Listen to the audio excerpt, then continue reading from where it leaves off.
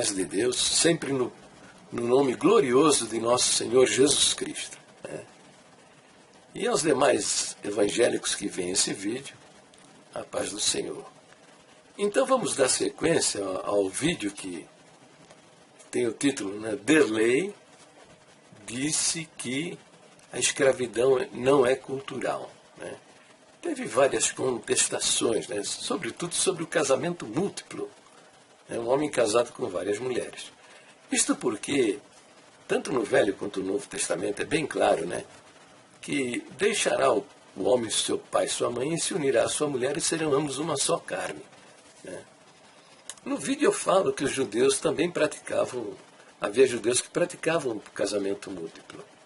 E muito embora a gente não leia isso no Novo Testamento, eu estou dizendo isso, não com muita segurança, mas você vê lá no Velho Testamento, né, os patriarcas, Abraão, Isaac, Jacó, Salomão, né, homens de Deus, homens que tiveram a sua vida aprovada por Deus. E eles viviam um casamento múltiplo, não é isso? Era um casado com várias mulheres. Mas no Novo Testamento eu só tenho como prova uma prova, um verso, né, que Paulo fala que para o exercício do ministério dentro de uma comunidade cristã, para a escolha de um bispo, entre as diversas qualificações que ele deveria ter, uma delas é ser casado com uma só mulher, ser marido de uma só mulher. Por que esta recomendação? Porque, evidentemente, que havia no meio da comunidade cristã homens que eram casados com várias mulheres. Bem, mas não é uma afirmação muito segura, né? Eu nunca pesquisei sobre esse assunto, com cuidado, assim, né? Mas é a impressão que eu tenho. Mas vamos adiante. Com certeza, as demais nações às quais os apóstolos levaram a sua pregação, essas nações viviam um casamento múltiplo. E você não tem como fazer diferente. Tem que respeitar a cultura. Porque se você não respeitar a cultura, você vai desagregar a família, tá? E o pessoal vai matar você. Agora, achar que o cristianismo não tem que respeitar cultura nenhuma, e esse tipo de conversa, bom, eu já provei, né? Que não respeitaram os judeus aqui no Brasil, né, por causa do kippá que eles usam na cabeça, e quando foram lá para Israel, quase houve derramamento de sangue. Aproveito, isso é fato, né? Não respeitaram a cultura dos judeus aqui e pagaram o preço lá em Israel. A congregação hoje se reúne numa salinha pequenina, são 10, 12, 20 pessoas, numa salinha próxima à porta de Haifa. Se entrar uns judeus com o kippá na cabeça, se entrar com um chapelão, vão ter que respeitar a cultura, o costume dele. E se desrespeitar a cultura dos judeus lá em Israel, com certeza vão sofrer, vão até ser mortos, né? Agora, não tem como, né? Você tem que respeitar a cultura dos outros. Né? Então, estamos sendo mandados levar o Evangelho. Tá? Se você encontra esse tipo de sociedade matrimonial, né, fique em paz, prega o Evangelho, prega o Evangelho. A sua preocupação é falar do Evangelho, né, anunciar a salvação em Jesus Cristo, aprender a língua deles, traduzir o Novo Testamento para a língua deles, ensiná-los a ler e escrever na sua própria língua, e deixa o Espírito Santo trabalhar, que essas coisas quem muda é o Espírito Santo. Não é você com a sua cultura ocidental, né? E judaico-cristã. Tá? Então, quem está contestando isso é porque acha que o Evangelho não sabe nem o que é o Evangelho. Pensa que o Evangelho é uma listinha de coisas que você deve fazer e uma listinha de coisas que você não deve praticar. Isso aí para eles é o Evangelho. Quando o Evangelho não é nada disso, não tem nada a ver com usos, costumes, práticas cristãs, nada disso. Mas tá bom, vamos ver o vídeo aí, vamos dar sequência aí ao vídeo. O Evangelho está ordenado pregar a todas as nações. Está ordenado pregar o Evangelho, não está ordenado pregar cultura. a nossa cultura de cidadão brasileiro, morando numa grande capital como São Paulo, Brasília, Recife, Maceió. Não, em absoluto. É para pregar o Evangelho. Porque não tem como mexer no aspecto cultural das nações, onde você vai levar o Evangelho. Então eu sei que esse vídeo que eu fiz, e uma série de vídeos também que eu fiz sobre missões, está deixando muita gente com o cabelo em pé. Não estão entendendo. Não estão entendendo as minhas afirmações. Bem, então eu vou mostrar os conselhos dos apóstolos, né, para as comunidades cristãs, para os escravos que se haviam convertido e para os senhores de escravos. Veja quais eram os conselhos que os apóstolos deixaram registrado aí nas cartas do Novo Testamento, conforme eu prometi no vídeo anterior, né? Então, veja, no exame deste assunto, nas cartas do Novo Testamento, você vai descobrir que os apóstolos recomendaram claramente, firmemente, a submissão ao regime da escravidão. Eles não combateram isso, mas recomendaram a submissão ao regime da escravidão. Veja, não há como interpretar diferente. Veja esse verso, por exemplo, em 1 Coríntios capítulo 7, verso 21. Paulo escreveu: fostes chamado sendo servo? Não te dê cuidado. E se ainda pode ser livre, aproveita a ocasião. Ora, veja, é um conselho para aquele que está na condição de escravo, que fique em paz, né? Servindo o Senhor, debaixo mesmo do jugo da escravidão. Em Efésios capítulo 6, versículo 5, Paulo torna a escrever a respeito. Ele diz: vós servos, obedecei a vossos senhores, segundo a carne, com temor e tremor, na sinceridade de vossos corações, como a Cristo. Você encontra também o conselho: vós servos, obedecei em tudo a vossos senhores segundo a carne, não servindo só na aparência, como para agradar aos homens, mas em simplicidade de coração, temendo a Deus. Colossenses capítulo 3, versículo 22.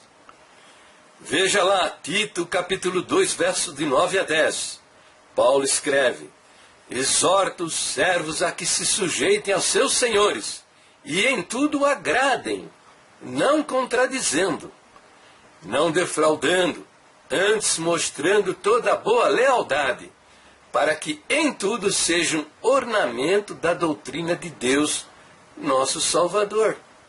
E não somente o apóstolo Paulo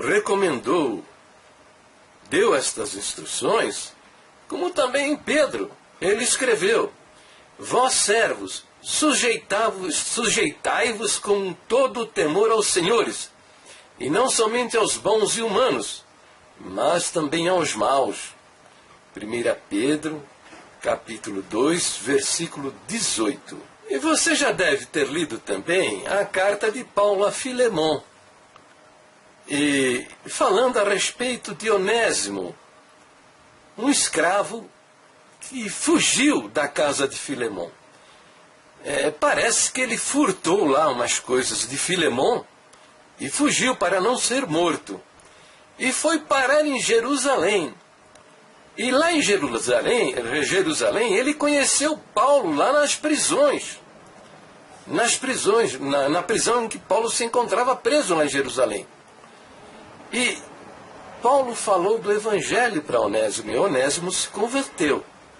Então, Paulo escreveu essa carta que você tem aí no Novo Testamento, a carta a Filemão. Ele diz: peço-te por meu filho Onésimo, que gerei nas minhas prisões.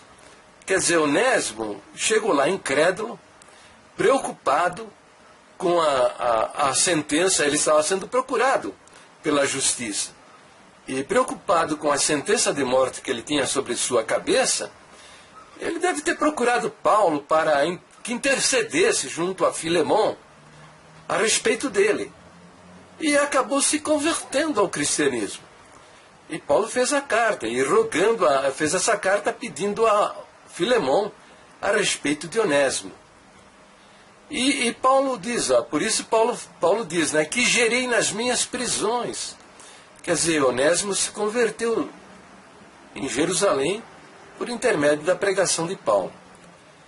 E no verso 11 diz, o qual noutro tempo te foi inútil, mas agora a ti e a mim muito útil. Eu tornei a enviar. E tu torna a recebê-lo como as minhas entranhas. Paulo está pedindo então a Filemon que receba Onésimo com carinho, né? Com amor, perdoando o que ele cometeu, porque ele era um servo de Deus agora. Era um crente em Jesus Cristo. No verso 13, Paulo diz, eu bem o quisera conservar comigo, para que por ti me servisse nas prisões do Evangelho. Mas nada quis fazer sem o teu parecer, para que o teu benefício não fosse como por força, mas por voluntário. Então Paulo pede a Filemon que examine a possibilidade de Onésimo ficar com ele na prisão lá em Jerusalém para atendê-lo em alguma coisa. Porque bem, no verso 15 diz, porque bem pode ser que ele se tenha separado de ti por algum tempo, para que o retivesses para sempre. Quer dizer, se você decidir tê-lo com você aí, que ele fique com você para sempre, porque agora ele é um irmão amado. Né? 16 diz, não já como servo, porque ele se converteu, né? Onésimo se converteu. Antes, mais do que servo, como irmão amado. Particularmente de mim, e quanto mais de ti, assim na carne como no Senhor, né? Assim, pois, se me tens por companheiro, recebe-o como a mim mesmo. E se te fez algum dano, ou te deve alguma coisa, põe isso à minha conta. Quer dizer, Paulo está dizendo, para que perdoasse Onésimo. Eu, Paulo, da minha própria mão escrevi, eu o pagarei, para te não dizer que ainda mesmo a ti próprio, a mim te deves. Sim, irmão, eu me regozijarei de ti no Senhor, recreia as minhas entranhas no Senhor. Escrevi-te confiado na tua obediência, sabendo que ainda farás mais do que digo. Então veja, nessa carta a Filemon, Paulo não escreveu uma linha condenando a escravidão, dizendo, Filemon, você agora é um crente, você é um servo de Deus. Para com esse negócio de escravidão, isso não é da vontade de Deus. Esse Onésimo, tal, põe ele em liberdade. Ele agora se converteu, põe ele em liberdade. Não, em absoluto. Respeitou a cultura dos gregos, respeitou a cultura da escravidão e respeitou a lei, porque a escravidão, ela tinha amparo na lei. E a desobediência ao estatuto da escravidão, a condenação era a morte. Entendeu? Então está provado que os apóstolos respeitaram a cultura dos povos. Bem, falando um pouco então da congregação lá em Jerusalém, é o seguinte, lá em Jerusalém estão os batistas, os presbiterianos, os metodistas, a Igreja Católica Ortodoxa, a Igreja Católica Romana. Estão todos eles lá com seus prédios bem construídos. Por que que a congregação teve seu prédio destruído? Né?